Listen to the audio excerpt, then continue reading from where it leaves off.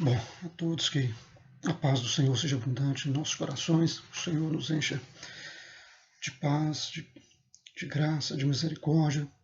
O Senhor seja conosco nesses dias tão complicados da nossa vida, bem como todos os dias da nossa vida. Gostaria de compartilhar alguns textos da palavra do Senhor que estão em Provérbios.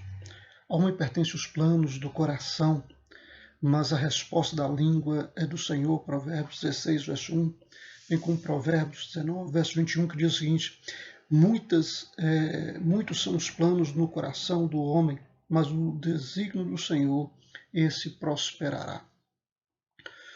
Bom, eu quero aproveitar este momento para falar sobre planos. Não é? Planos. Não é errado fazer planos. Pelo contrário, Jesus nos estimula a fazê-los. Ele diz, por exemplo, que se um reino vai à guerra contra outro reino, ele tem que pesar, ele tem que avaliar se com o contingente militar que ele tem, se com os recursos que ele tem condições de ter sucesso naquela guerra. Porque senão ele vai então e faz um acordo de paz e evita aquela guerra, uma vez que ele não tem condições de ganhar, que ele não tem condições de vencer e que a situação seria muito pior para o reino, para as pessoas e daí por diante.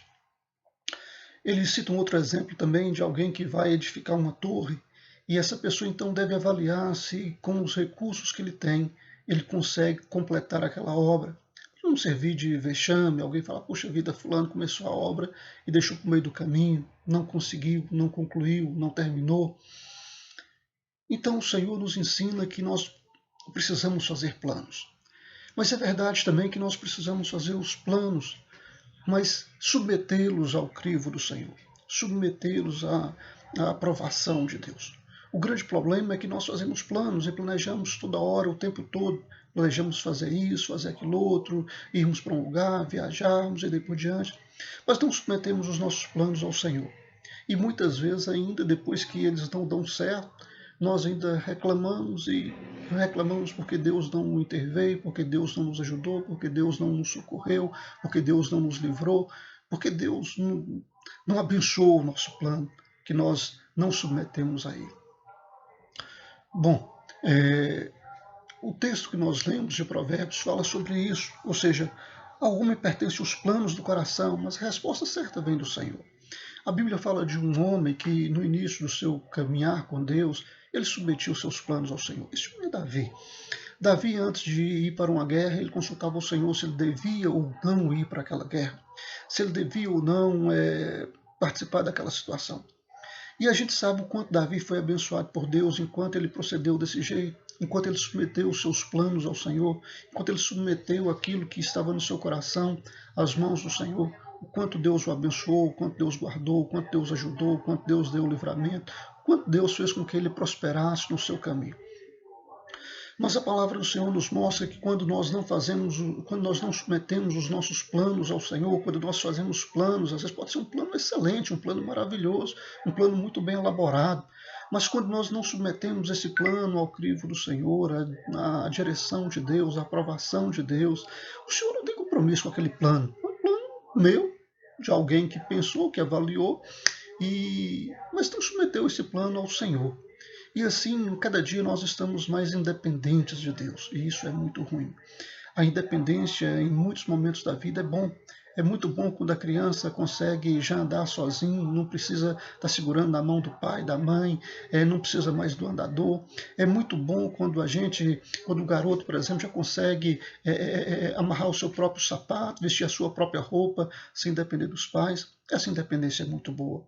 É muito bom você alcançar uma independência financeira, por exemplo, você chega a um ponto da sua idade, da sua vida, que você tem o seu trabalho, que você, com o esforço do seu trabalho, tem o seu dinheiro, não depende dos seus pais mais para ajudar, para fazer as coisas necessárias. É muito bom, essa independência é necessária, é bom que assim seja, mas precisamos tomar cuidado para não ficarmos independentes de Deus. quando Deus criou o homem e o colocou no jardim, Deus vinha todos os dias ali na viração do dia para ter um relacionamento com esse homem que ele criou, com essa humanidade que ele criou.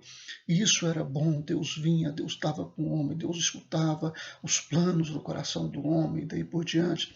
Não é? Mas quando o homem se distancia de Deus, se afasta de Deus, se torna independente de Deus, ele está por conta própria. Os seus planos já não têm mais a aprovação de Deus, já não tem mais a direção de Deus. E Deus não tem compromisso de fazer com que esse plano dê certo. E é triste quando a gente encontra numa situação como a igreja de Laodiceia.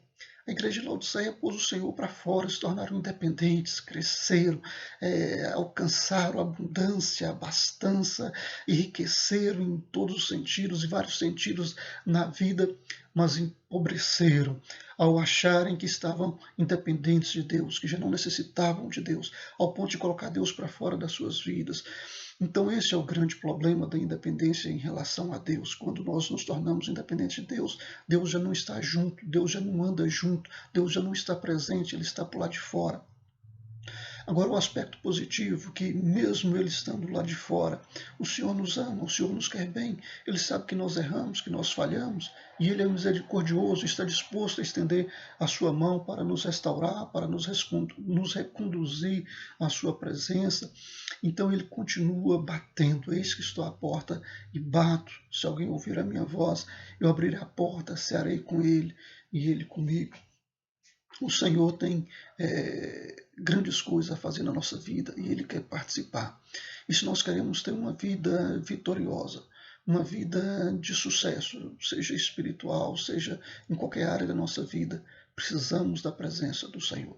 Outro dia eu estava fazendo uma ministração baseada no texto de Tiago, quando Tiago fala lá sobre a questão de estar alguém sofrendo, fazer oração, estar alguém contente, cantar louvores, e eu dizia para a igreja naquela ocasião que aquilo queria dizer que nós precisamos estar com Deus em todos os momentos das nossas vidas.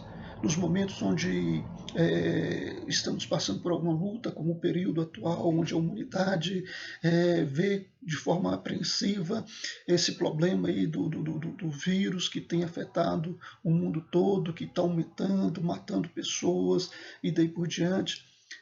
Recorrer ao Senhor em oração, chegar diante de Deus em oração.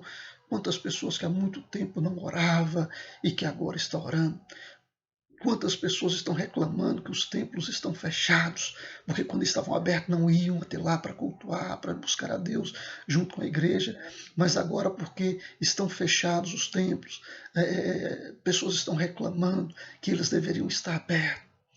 Mas, ou seja, em todo tempo é tempo de buscar a Deus. No momento de crise, no momento de dor, no momento de aflição, no momento de perda, no momento de dificuldade, no momento de luta, é tempo de buscar a Deus.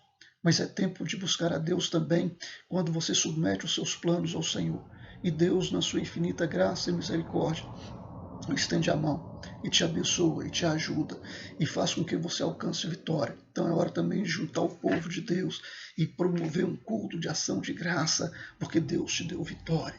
Porque você submeteu os seus planos diante de Deus, não porque você é a pessoa mais capacitada, não porque você é a pessoa mais preparada, mas porque Deus esteve com você.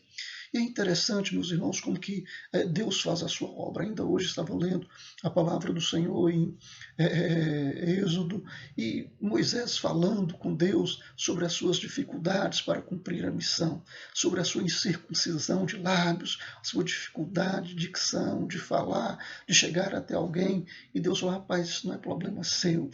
Você vai e faz a obra. Eu já chamei Arão, você fala com ele, gaste o tempo que gastar, e ele fala lá com o faraó.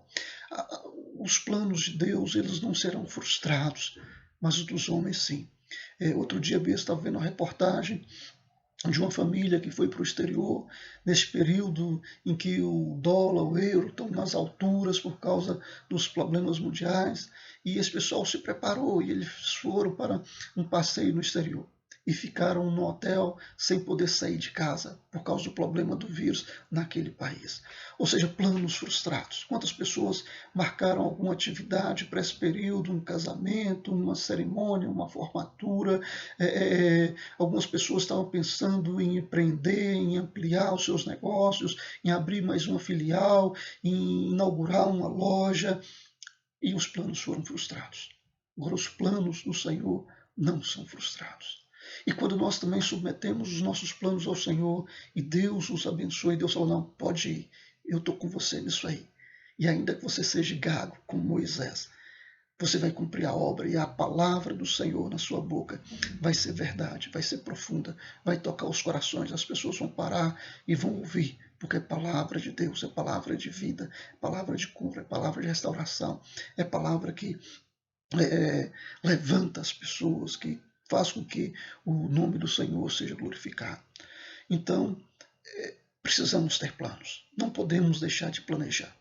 Precisamos planejar, o Senhor Jesus nos ensina isso. Mas precisamos, ao exemplo do Senhor Jesus, submeter os nossos planos diante do Senhor. Jesus, o tempo todo, ele estava orando ao Pai, ele estava consultando ao Pai, ele estava submetendo os seus planos ao crivo do Pai, para que a vontade do Pai, para que os planos do Pai fossem executados. E assim também, aprendendo com Cristo, aprendendo com o nosso Mestre, precisamos submeter os nossos planos à direção do Senhor, para que o nome do Senhor seja glorificado, para que a obra dele aconteça e que os nossos planos submetidos, passados pelo crivo do Senhor, sejam realizados e que o nome de Deus seja glorificado. Que Deus em Cristo nos abençoe imensamente, enche o coração de cada um de fé, de esperança, para enfrentar este momento de crise, esse momento mais difícil, mas que vai passar.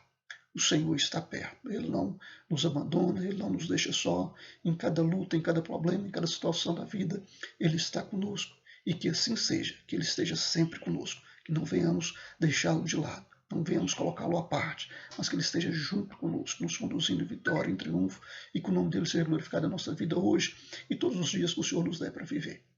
Louvado seja o nome do Senhor.